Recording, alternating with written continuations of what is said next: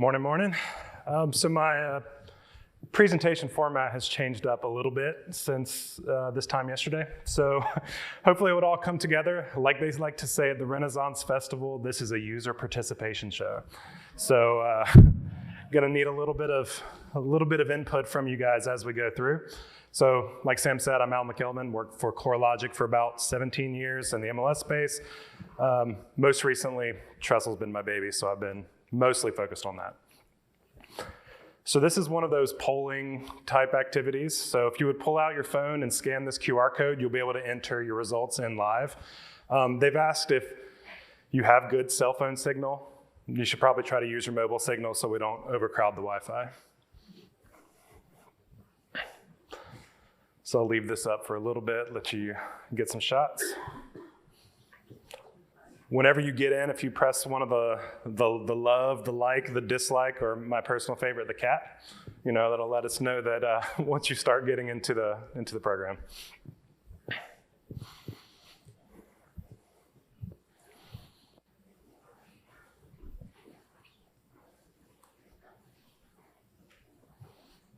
Cool, and if it doesn't let you in, you can always just take a picture and then use Google Lens or something to scan the QR code after the fact. Cool, well, I'll go ahead and roll us in. So the first question is around how long have you personally been involved with RESO? This is something I'm always very interested to see. I sat at breakfast this morning with about 5 people who this was their first time attending, which is always very exciting. They don't quite know what they're getting themselves into yet, so that's always a good exchange to start getting people more engaged in RESO. 46 in the first year, that's surprising actually. And very exciting again, we're always looking for fresh blood, so seeing, up to 50 people out of 185 is pretty good. Though of course my personal favorites are the original gangsters. I know there's quite a few of you who've been here since the very start, and obviously we very much appreciate all the contributions that you've given to get us here. So this one is around how many data dictionary presentations have you seen? One of my working titles for this was yet another data dictionary presentation. I feel like we get one of these every year, but it's a very important topic, so we like to make sure people can learn everything the data dictionary has to offer. I'm a little surprised that only 14 people are saying, please make it stop. But yes, it is a very popular topic for the conference. So now getting a little bit tougher. A lot of these questions are very subjective. So there's no right or wrong answer. Of course, I'm going to tell you my answers and what I think is right. But yeah, curious around what the most important innovation that you feel that we've come to with RESO. And this about landed roughly where I expected. Data dictionary is extremely prominent and gets a lot of value out of everything we do here. Obviously, Web API is pretty top. I personally would have put the unbeatable networking right under data dictionary. I think maybe free trips up there towards the top as well. But yeah, no, data dictionary is obviously the main contender here. I did forget to mention most of the imagery here has been generated with Midjourney, AI image generator. So need to credit them. And also kind of ties back into the presentation a little bit later. So what are the top benefits of the Web API, in your opinion? And this one's it's been changing pretty rapidly. Some of the big ones here, I'm seeing the speed, accessibility, consistency is another good one. Job security, that's interesting.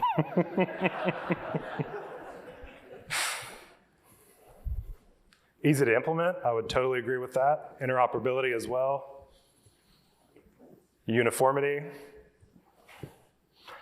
So, and I think a lot of these names that are coming up, I think, not to diminish the Web API in any capacity, but a lot of this is still continued advantages of the data dictionary. Consistency is a good one as well.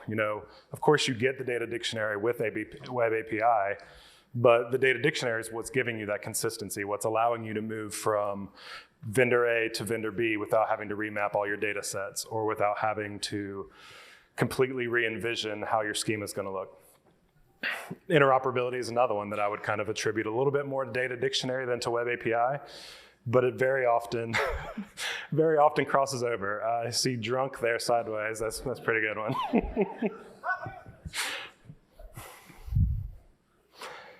So these are what you would consider to be the most important for removing barriers to entry into the market.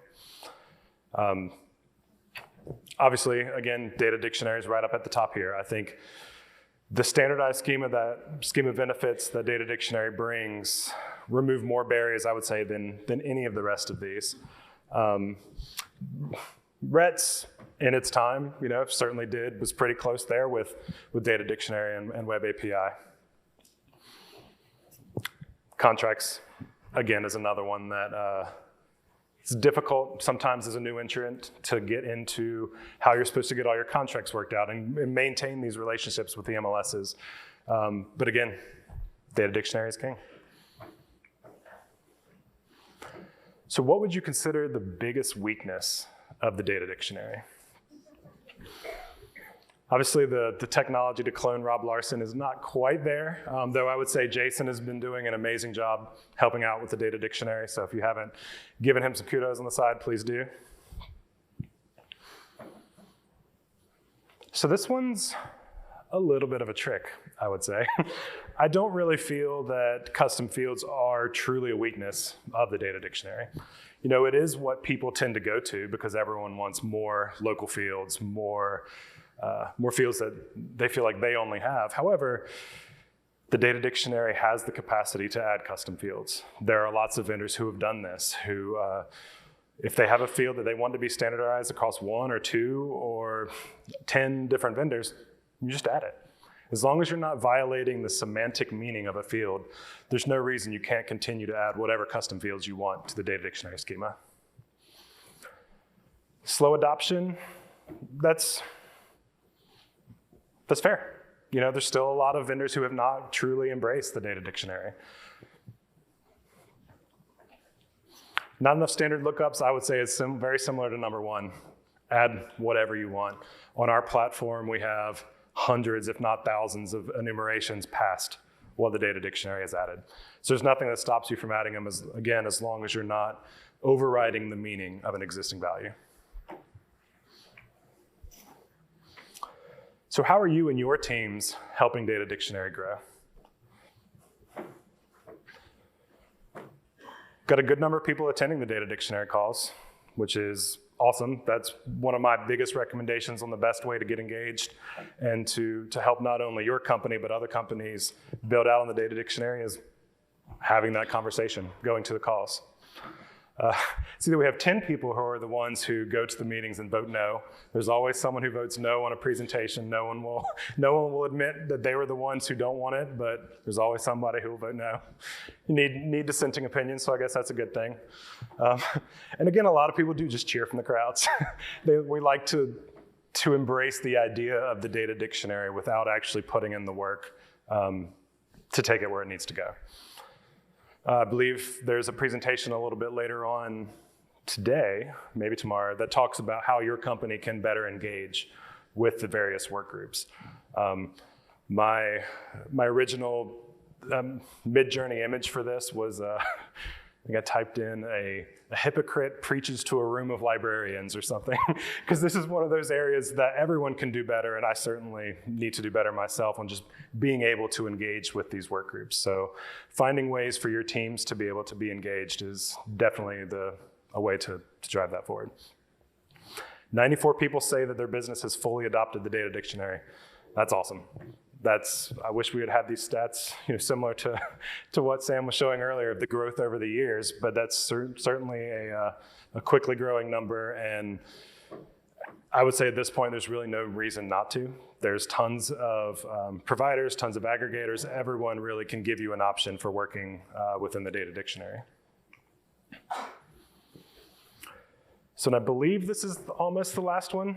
So again, what is holding you back What is holding your teams back or your products back from adopting the data dictionary? So we have time and money. That's to be expected. It's not a cheap endeavor. And maintaining these standards is not always a cheap endeavor, especially if you haven't architected your systems to be able to do that from the start.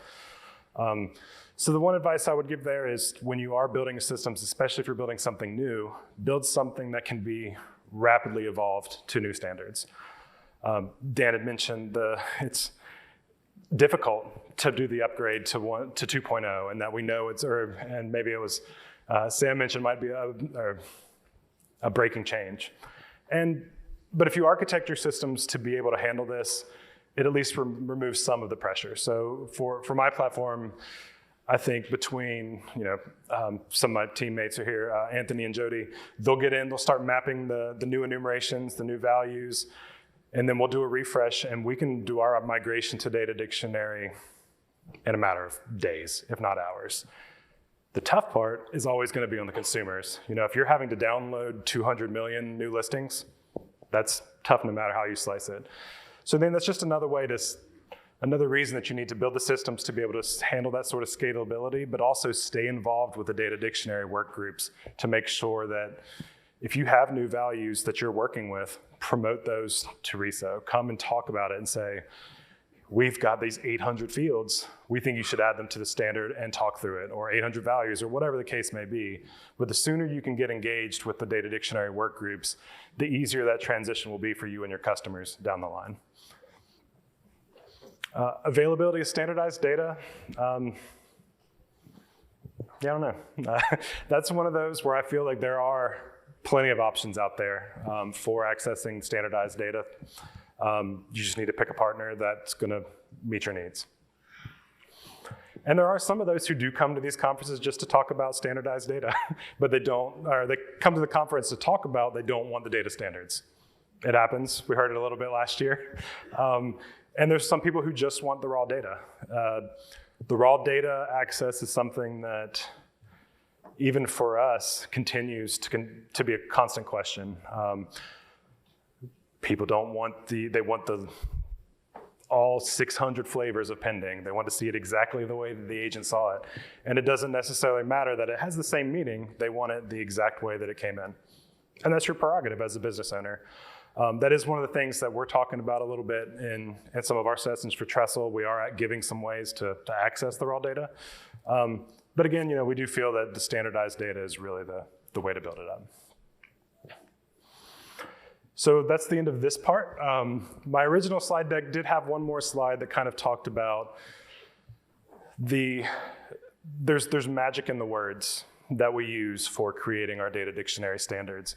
I think these mid-journey images kind of talk to it as well. You're feeding a bunch of random bytes of text into a machine, and it's interpreting that and creating images. And the more succinct and the more uniform that we can be across the industry, I think the better results you're going to end up coming up with out of all of this. The other slide touched a little bit more on the consistency and why it's really important to continue to drive these values into a unified format for things like UPI. We also announced we're putting UPI and one of our clip values out in the market here this week.